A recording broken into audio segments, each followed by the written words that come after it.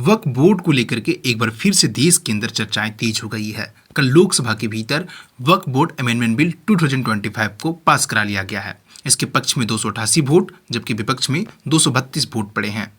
नए नियम के अनुसार वक्फ बोर्ड के अंदर ये 5 बड़े बदलाव होंगे। सबसे पहला, स्टेट बोर्ड में 2 मुस्लिम चीफ एग्जीक्यूटिव ऑफिसर होंगे, यानी कि देश के अंदर जितने भी राज्य में स्टेट वक्फ बोर्ड का कार्यालय है उसके अंदर 2 नॉन मुस्लिम एग्जीक्यूटिव ऑफिसर्स होंगे और इसको अपॉइंट करेगी स्टेट गवर्नमेंट। इसके साथ साथ स्टेट वक्फ बोर्ड ये दोनों मिलकर के नॉन मुस्लिम एग्जीक्यूटिव ऑफिसर को अपॉइंटमेंट करेंगे।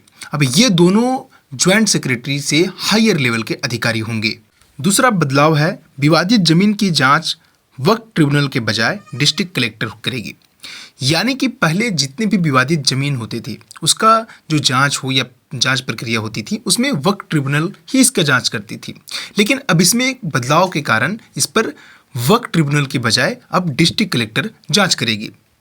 तीसरा बड़ा बदलाव है, वक्फ बोर्ड के पास लैंड की कागजात नहीं है तो गवर्नमेंट इस जमीन को ले लेगी, यानी किसी ज़मीन पर इस्लाम की तरफ से या फिर वक्फ बोर्ड की तरफ से अगर मस्जिद बनाया जाता है और उसका कागजात न तो वक्फ बोर्ड के पास है और न किसी रैयत के पास है, ऐसे में इस जमीन को गवर्नमेंट अपने पास ले लेगी। चौथा सबसे बड़ा बदलाव है, वक्फ बोर्ड के पास कितनी ज़मीन है। अगर ये कानून लागू होता है तो वक्फ बोर्ड के पास जितनी ज़मीनें हैं इनको 6 महीने के भीतर सारी ज़मीनों को रजिस्टर कराना होगा।